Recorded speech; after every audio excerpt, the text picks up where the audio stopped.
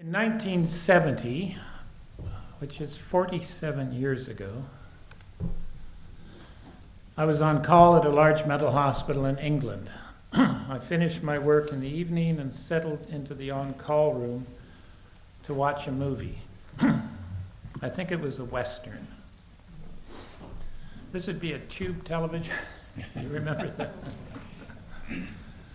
Halfway through the film, I received a call that a tall young man, who happened to also be a graduate student at Cambridge, had come back to the ward after a day pass and was sexually harassing all the women. So I strapped on my 6-gun, I jumped on my horse, and I rode off to rescue the damsels in distress. When I got to this ward in a separate building, the perpetrator, if I could borrow that phrase, retreated to a small kitchen area at the back of the ward through a small door. I followed him, stepped into the kitchen, and found him standing with his back to the stove and the counter. I stepped in close to talk with him and reason with him, and he took a wild swing at me and connected with a glancing blow on my cheek. So the nurses took over and used one of those old mental hospital tricks with the mattress. But I had obviously done everything wrong. But I learned, and that was the last time I've been hit. Though I have been threatened with knives, chairs, boiling water, and even the removable arm of a wheelchair. So what follows is in the handout. Is what I learned over the years and what I've been using and teaching ever since.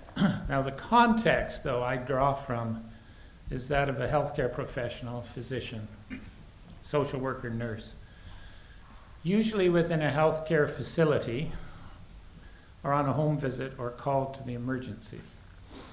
So it is a different context than many of you work within. You have a somewhat different role to fulfill, and you're shouldering a different set of responsibilities. But I think the principles are much the same. Need to obviously be adjusted for context, situation, role, and expectations. My comment about strapping on the 6-gun was a metaphor for point 1. And that has to do with frame of mind, mental set, degree of arousal, your own arousal. In fact, any baggage we might be carrying from recent and distant events or any sense of impatience or inconvenience. That has to all be dealt with. I'm sure the fact that that particular person was an upper-class Brit postgraduate student at Cambridge irritated this colonial boy, that I would be dealing with this man with anyway, so that would be part of that baggage you have to deal with before entering the situation. As someone wrote some years ago, for crisis intervention to occur, at least one person must not be in crisis. So first, the mind must be clear, not concerned with time. Alert but not aroused or excited. Relatively neutral, not prejudiced. And to achieve this, it is often important to slow down. There are situations that require very quick action, but most do not. At least most mental health crises do not require quick action. Instant action. With most crises, time is on our side. So slow down. I mean, as police, you're expected to get there really quickly, but then you need to slow down. In my position, called to the emergency, I would go slow. Walk slowly, stop for a coffee, do something, but it's all to slow myself down. Call home and say, I'm not coming, I've got something to deal with. Prerequisite for crisis intervention is that at least one person not be in crisis. Someone needs to be calm. Someone needs to take the lead and be the only communicator. You don't want 2 or 3 people trying to talk to this one person who's agitated, upset. One person. So you have to take some time to free the mind, relax, clear the mind of assumptions and needs. Things can be replaced. This again was in the context of the mental hospital and working with the nurses to deal with crises on the wards. But I think that still applies. Things can be replaced. Never intervene to protect property. Property is being destroyed. Wait until the man or woman is finished, is spent, is quieted. Property can be replaced. Your eye cannot. At least not yet. In the mental hospital, of course, this means getting the staff to move all the other patients out, leave the room, and ignore the smashing and damage going on in the room until that person is spent. The only time speed is required is when one person is actually in the act of harming another. Not threatening, actually harming. Words are just words. I'm going to stab myself, I'm going to jump off a bridge, I'm going to stab him. These are just words. There's a whole bunch of reasons when you step back from it, how you can understand that if that person was going to stab himself, he'd already had 20 minutes to do it. So we're not in a so we don't want to do anything that will increase the likelihood of him stabbing himself. We want to do things that decrease the likelihood. We get caught up in the drama. And of course, the rule here is to not get caught up in the drama, to stand back and think about it. Some years ago in Hamilton, it was reported in the newspaper that a young woman had eloped from the hospital, gone to the 403 overpass about 3 miles away, and that she, quote, slipped from the grasp of a fireman and fell and broke her leg, close quote. At the time, I actually went out and sat, because I thought about that story and all the things that must have happened for that story to actually have occurred. I actually went out and sat on the parapet of an overpass to see what happened. Nobody stopped. Cars just drove by. So clearly, in order to get the attention of somebody with a cell phone, I'd have to do something. And then once that cell phone is used and the call goes in, there's another 10 minutes, 15 minutes, 20 minutes before people arrive, sort themselves out. So in that little story, there's a lot of time and then somebody grabbing for this girl, and then she falls. So I would easily make the case it was the grabbing that caused the fall. Time is on your side. There's no hurry. It may take all day, which means learning to ignore the pressures, to intervene to get this over with. The pressures come from inside us, from supervisors, from colleagues, from bystanders. I've been there, and I know you have all these people outside and around wanting you to deal with it. Somehow you have to find a way of ignoring that. There's no hurry. There are rhythms and patterns to emotions. So again, slow down. A man in rage will eventually sate his rage. He will have moments of calm, of anxiety, of despair. Emotions wax and wane. Anger eventually dissipates unless it's repeatedly provoked or threatened. And then perhaps the most important part of all is the whole next series of things, I think. and that is that aggression is almost always a response to fear.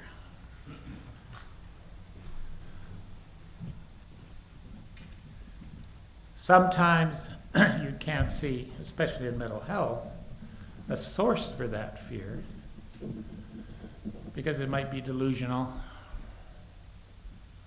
or symbolic, but the aggression is a response to fear. So in crisis intervention and de-escalation, you do not want to do or say anything that might be perceived as threatening. Now in police work, I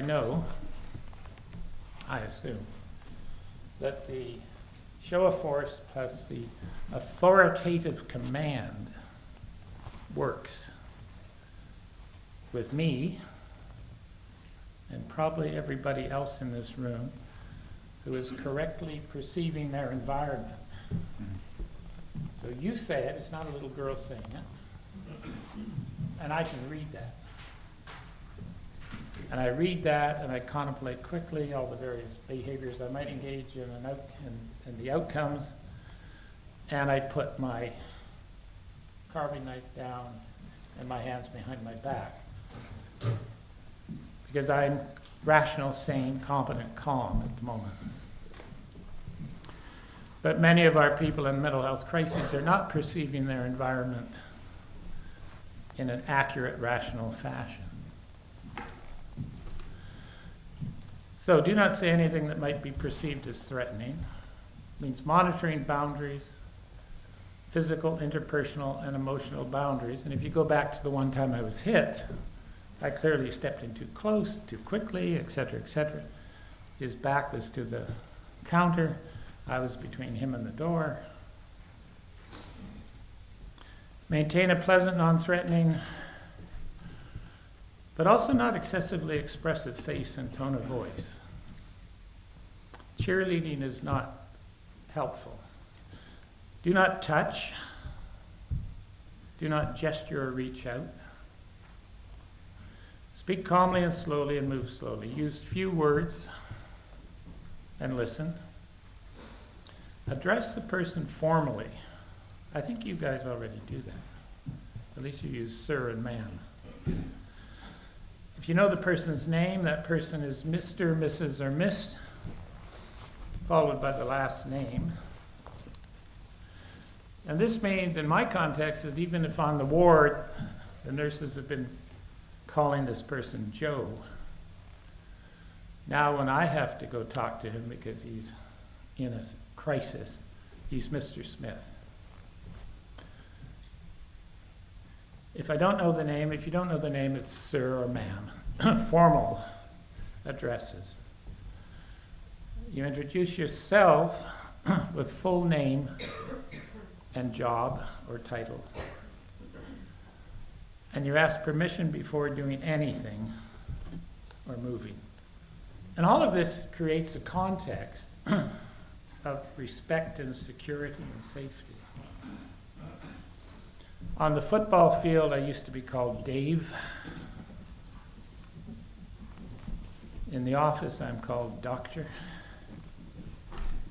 I was much rougher on the football field than in the office. I'm saying we respond differently to how we're titled and addressed. It creates a context. Dave can tackle somebody. Dave might even get in a fight. Dr. Dawson certainly wouldn't. Or, I don't think he would anyhow. So that's why the formal address is so helpful. You're creating this context in which some aggressive act is less likely to occur. Now the next one is a bit controversial. Never block the door or the agitated person's escape route with your body. I don't know how you translate that to police work. Permission is granted to enter a room, for instance, when I do a seclusion room, a house, a bedroom. I'd enter and move to the side, away from the door. The reason for that is the fight-flight emotion, reaction, impulse is called fight-flight for a good reason.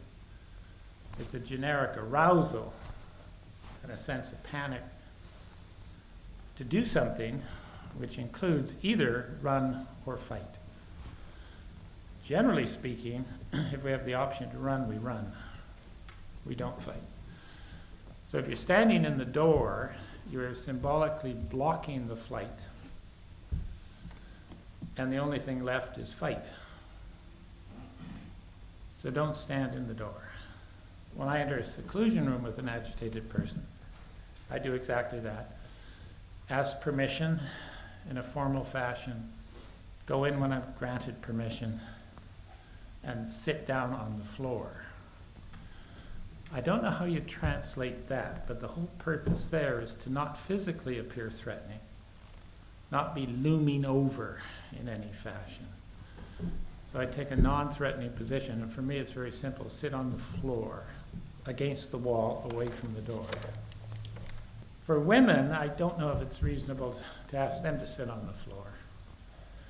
For the nurses, we used to say, we didn't expect that, but you could ask if you could bring in a chair, just so you're not looming over this person in any way. Exercise stillness. Silence is okay, but sitting quietly, so exercise stillness. If the opportunity arises, talk about anything. And it's all different contexts, all different situations, so that anything could be last night's Blue Jay games, to would you like a cup of coffee, to anything. Because you're trying to create a context of normalcy. So this, whatever kind of flight this person is in, whatever kind of agitation is, you want to create a context that this is just daily Canadian life, which could include the Maple Leafs, the Blue Jays, a cup of coffee, Tim, whatever. Be meticulously honest in your responses.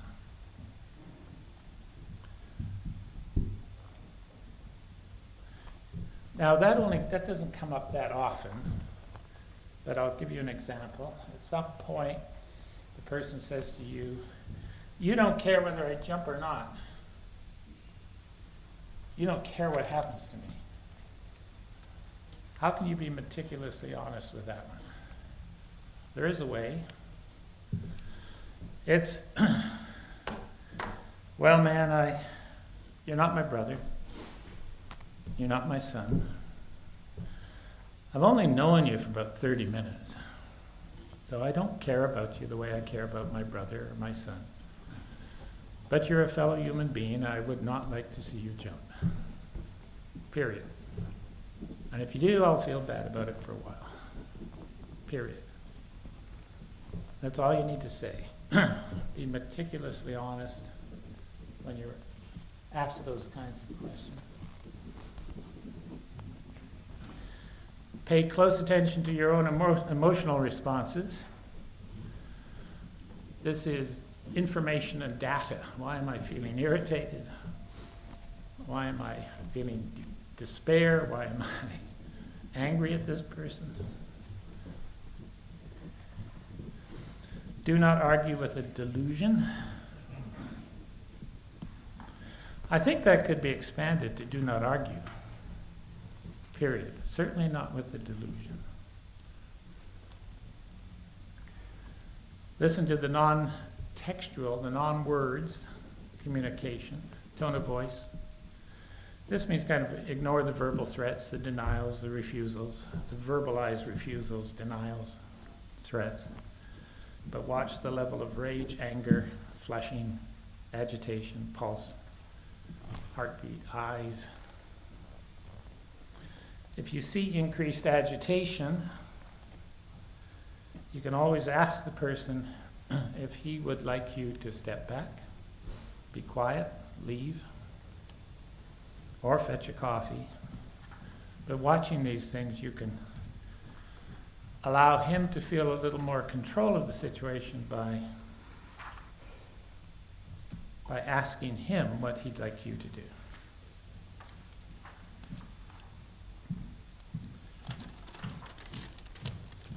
Each situation and context defines your goal. I mean, whether it is to apprehend and bring in, whether it is to take back to the ward, whether it is to take your pills, come with me to the hospital.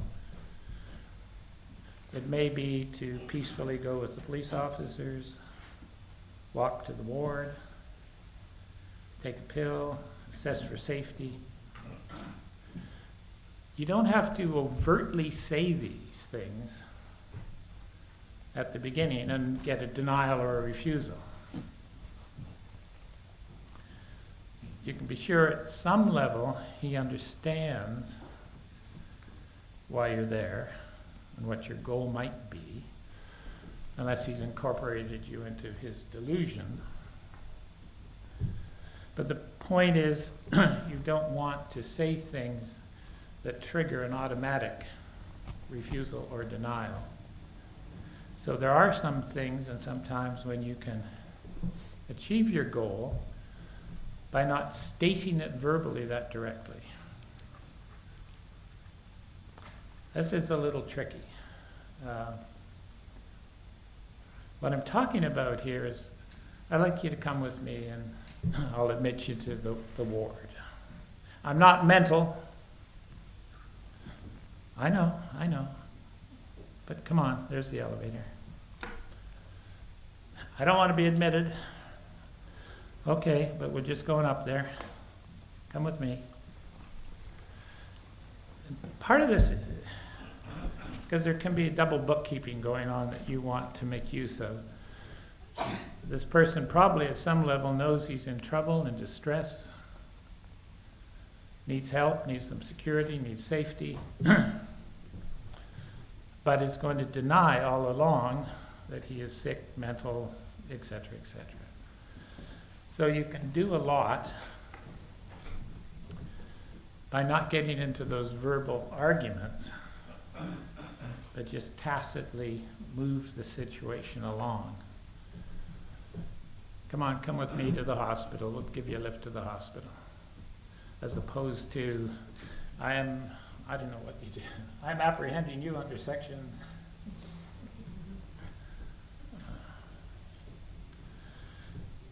You've presented yourself as non-threatening, as empathic, as honest, as calm, sane, receptive as you possibly can.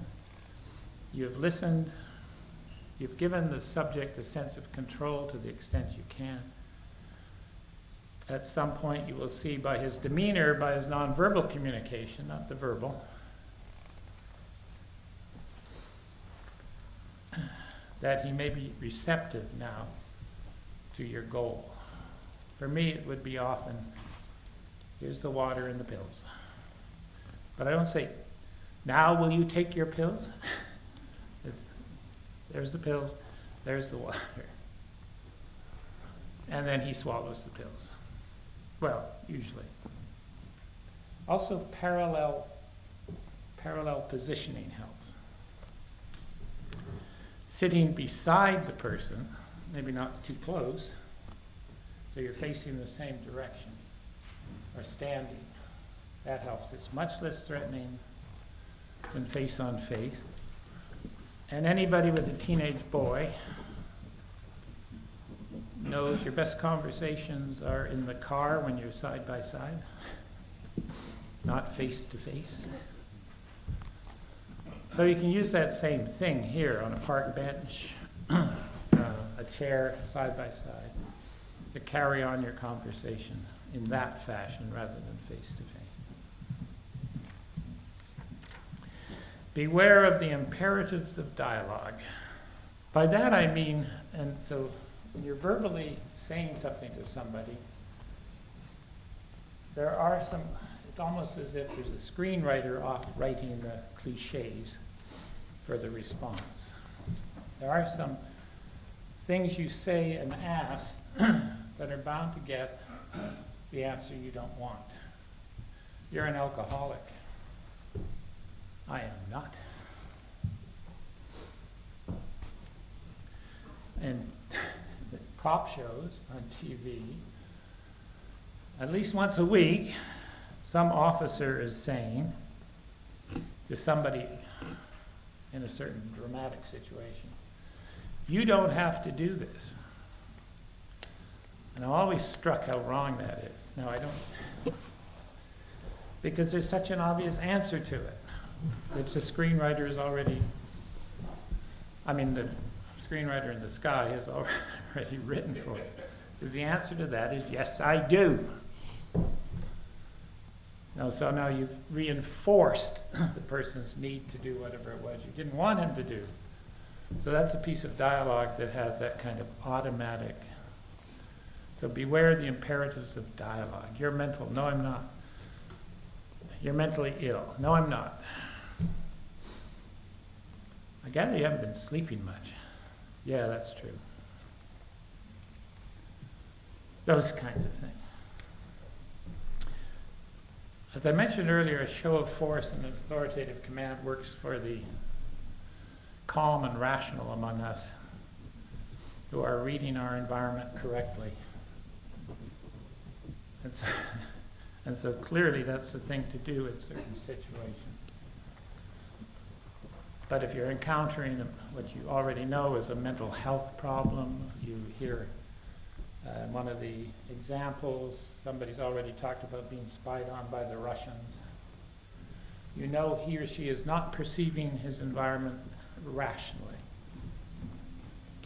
So that command is going to be perceived as threatening. The fact that you are a member of a Canadian police force is not going to be written into the equation.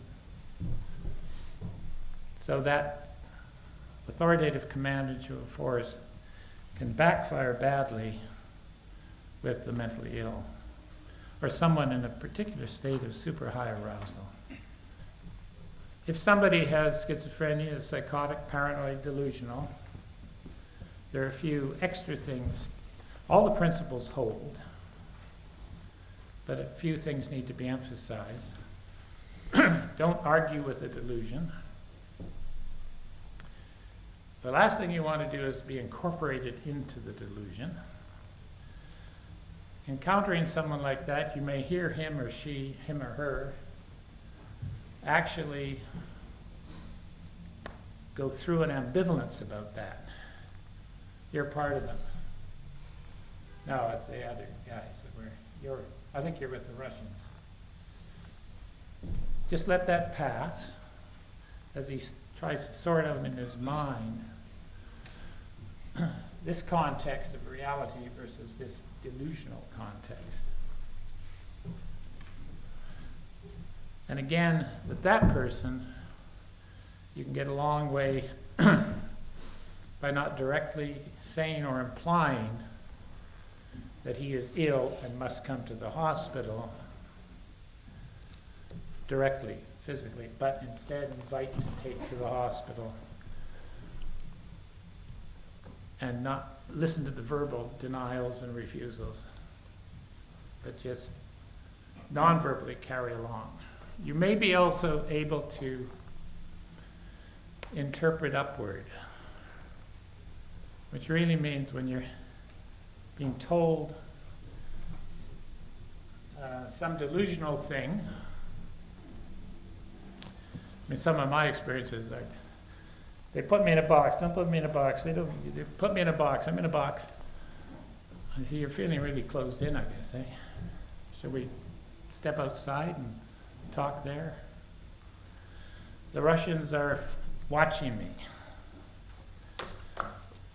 It must feel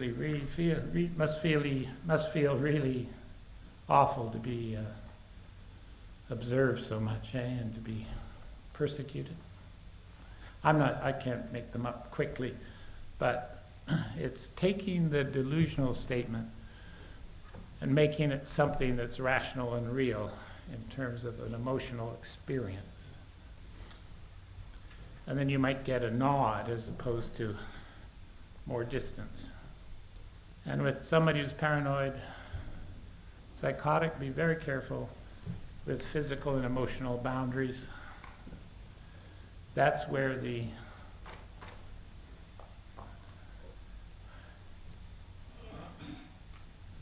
excessive jolliness and smiles is just as bad as anger. You want to be entirely neutral, so you're not giving that person something to misinterpret. Somebody in a manic state. Now, that's often, I suppose the problem is that person on drugs, or is he actually in a manic state? But he may feel invulnerable, powerful, even immortal. He'll be talking quickly. He may want to get his message to the world. His message may be all over the place. Your goal might be to get him to the hospital, take the medication, go back to the ward. And again, you need to probably do these without overtly stating that's where you need to be. You are ill. In this case, use few words, don't argue. Walk with in parallel. You can often, with someone like that, you can often move with them, walk with them, and have a parallel conversation while you're walking in a parallel fashion. The manic person will sometimes, as long as you don't, my experience is they come to the ward with me and let me admit them, as long as I don't tell them they're wrong, crazy, mentally ill, sick. So they let me do that as long as I don't tell them that directly. And that also is a problem of trying not to do anything that will further increase the state of mania, which means non-threatening, low, stay in the chair. He's standing in the middle of my office ranting and raving. I'm sitting in the chair. And I must admit, when that happens now, I feel more vulnerable than I did 40 years ago. But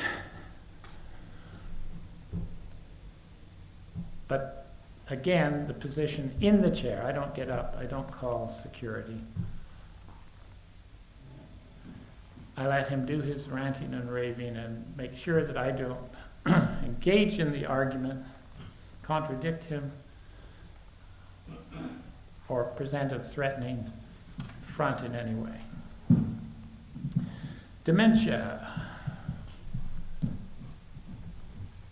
Provide security without threat. Be prepared to repeat over and over again. For this person, you need to help him or her see the context as it is at this moment.